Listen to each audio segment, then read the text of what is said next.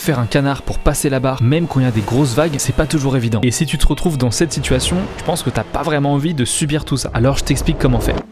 Déjà, tu peux pas faire de canard facilement avec tout type de planche. Par exemple, si tu as une grosse planche en mousse d'école, ça va être très compliqué de l'immerger sous l'eau. C'est pour ça qu'en général, il te faut des boards relativement plus petites, comme par exemple un shortboard. Et le canard, grosso modo, c'est surtout une question de timing. Parce que oui, tu peux très bien passer une grosse mousse comme ça, même si ça paraît impressionnant, sans problème. La première étape, c'est qu'il faut que tu prennes de la vitesse. Si tu attends que la vague te tombe dessus, sans inertie, ça va être assez compliqué de la passer. Une fois qu'elle est à peu près 1 ou 2 mètres de toi, tu peux commencer par attraper les rails de ta planche pour immerger le nose sous l'eau, et avec ton pied ou ton genou, tu pousses le tail pour vraiment l'immerger profond sous l'eau. Normalement, tu sens la vague te passer au travers à ce moment-là et tu te fais retirer à la surface. Et les grosses erreurs, c'est que souvent on a tendance à le faire trop tôt ou trop tard, ou même aussi pas assez profond. Quand par exemple tu vois une énorme vague déferler, et bien dans ce cas, essaye d'y aller un peu plus fort au niveau de la vitesse, donc rame bien fort, et surtout mets bien ton poids sur l'avant pour plonger assez profond, histoire que tu passes quand même cette grosse vague. Et surtout, n'oublie pas de rester accroché à ta board fermement, même si tu te fais un peu éjecter. Il n'y a rien de plus dangereux que de laisser sa board partir en arrière, et avec la distance du leash, tu peux complètement la balancer dans quelqu'un sans faire exprès. Alors reste bien accroché, bien agrippé,